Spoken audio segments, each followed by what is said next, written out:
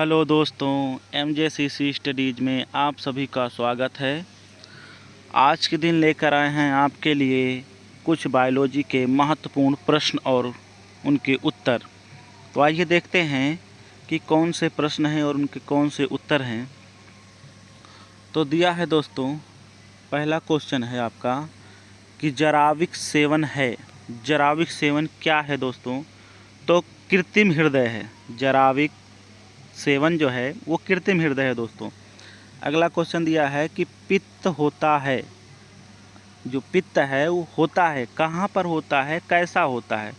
तो पीले हरे रंग का क्षारी द्रव है। पित्त जो है दोस्तों वो पीले हरे रंग का क्षारी द्रव है। अगला दिया है कि पित्त जो है स्त्रावित होता है। पित्त स्त्रावित होता है, कहाँ से निकलता है? पित्त स्त्रावित होता है तो यकृत से, यकृत के द्वारा निकलता है दोस्तों, यकृत से निकलता है। अगला दिया है यकृत अर्थात लीवर। यकृत को लीवर कहते हैं। तो कह रहा है कि यकृत में भविष्य के लिए भंडारित रहता है, यानी आने वाले समय में वो इकट्ठा रहता है ताकि दे सके। तो क्या रहता है? Vitamin A. विटामिन ए हमारे आँखों के लिए लाभदायक होता है। तो विटामिन ए यकृत में भविष्य के लिए भंडारित रहता है, आने वाले समय के लिए पूर्ण रूप से भंडारित रहता है दोस्तों। तो अगला दिया है दोस्तों कि पित्त जो है, पित्त को हम बाइल कहते हैं, का पीएच मान होता है। पित्त का पीएच मान कितना होता है? तो पित्त का पीएच मान 7.7 होता है दोस्तों। अगला दिया है कि कवकों का अध्ययन कहलाता है। जब हम कवक के बारे में अध्ययन करते हैं तो वो अध्ययन क्या कहलाता है? माइक्रोलॉजी कहलाता है दोस्तों। क्या तो कहलाता है? माइक्रोलॉजी। अगला दिया है कि शैवालों का अध्ययन कहलाता है। शैवालों का अध्ययन क्या कहलाता है दोस्तों? तो शैवालों का अध्ययन फाइकोलॉजी कहलाता है दोस्तों। क्या कहलाता है? इधर दिया है फाइकोलॉजी कहलाता है। प्रोटीन का पाचन होता है। जो हमारा प्रोटीन होता है उसका पाचन कौन करता है? तो प्रोटीन का पाचन जो है हमारी छोटी आंत करती है दोस्तों। कौन करता है? छोटी आंत करती है। तो आगे देखते हैं दोस्तों, कह रहा है कि आहार नाल में स्टार्च के पाचन में अंतिम उत्पाद है। आहार नाल जो होता है हमारे अंदर, वो आहार नाल में स्टार्च के पाचन में अंतिम उत्पाद है। तो आखिरी में क्या उत्पाद करता है? तो माल्टोज उत्पाद करता है दोस्तों। क्या उत्पाद करता है? माल्टोज उत्पाद करता है। अगला दिया है कि फूल गोभी मतलब फूल भोगी का नहीं, फूल गोभी होना चाहिए दोस्तों। यहाँ फूल भोगी लिखा गया है। फूल गोभी का खाने योग्य भाग है। जो फूल गोभी होता है उसका कौन सा हिस्सा खाया जाता है? उसका जो है पुष्पक्रम खाया जाता है। क्या खाया जाता है दोस्तों? पुष्पक्रम नामक जो भाग है उस भाग को खाया जाता है। ठीक है दोस्तों, आगे देखते हैं क्या दिया गया है।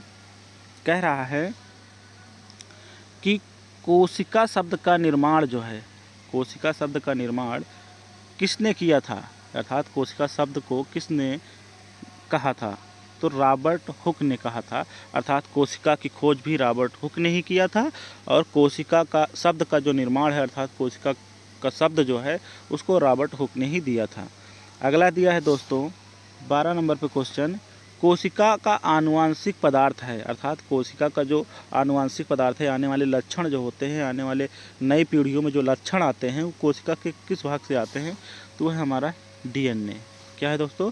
डीएनए को हम डाइबोज न्यूक्लिक एसिड कहते हैं। ठीक है दोस्तों, अगला दिया है आपका कोशिका का अध्ययन क्या कहलाता है? जब हम कोशिका के बारे में अध्ययन करते हैं तो क्या कहलाता है? तो उसको कहते हैं काइटोलॉजी। क्या कहते हैं दोस्तों? काइटोलॉजी कहते हैं। अगला दिया गया है 14 नंबर क्वेश्चन, कह रहा है कि पौधे नाइट्रोजन ग्रहण करते हैं, किस रूप में ग्रहण करते हैं? नाइट्रोजन कह रहा है पौधे जो है नाइट्रोजन ग्रहण करते हैं, किस रूप में ग्रहण करते हैं? तो नाइट्रेट के रूप में ग्रहण करते हैं दोस्तों। किस रूप में ग्रहण करते हैं? नाइट्रेट के रूप में ग्रहण करते हैं। अगला दिया है दोस्तों 15 नंबर में, डीएनए की खोज किया था। अर्थात किसने डीएनए की खोज की थी? तो वाटसन एवं क्रिक ने किया था। वाटसन एक अलग वैज्ञानिक है और क्रिक एक अलग वैज्ञानिक है। दोनों ने मिल करके डीएनए की खोज की थी। अगला दिया है दोस्तों 16 नंबर क्वेश्चन, डीएनए की इकाई है, जो डीएनए की मूल इकाई होती है वो क्या है, तो उसे कहते हैं न्यूक्लियोटाइड्स। क्या कहते हैं दोस्तों? न्यूक्लियोटाइड्स कहते हैं।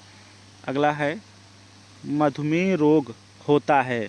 मधुमेह रोग हो जाता है किसकी कमी से होता है दोस्तों? तो इंसुलिन की कमी से होता है। किसकी कमी से होता है दोस्तों? इंसुलिन की कमी से हो जाता है। अगला दिया है इंसुलिन की खोज 18 नंबर में, इंसुलिन की खोज की थी, किसने की थी? वेटिंग एवं वेस्ट ने, वेटिंग एवं वेस्ट ने की थी। अगला दिया है दोस्तों 19 नंबर क्वेश्चन, इंसुलिन शरीर में बनती है, अर्थात इंसुलिन शरीर में कहाँ बनता है? तो इंसुलिन जो है वो हमारे अग्नाशय द्वारा बनाया जाता है। किसके द्वारा बनता है दोस्तों? अग्नाशय द्वारा बनाया जाता है। अगला दिया है इंसुलिन शरीर में बनती है अग्नाशय द्वारा। फिर कह रहा है कि ईस्ट एक है, ईस्ट क्या है? एक ईस्ट एक कवक है।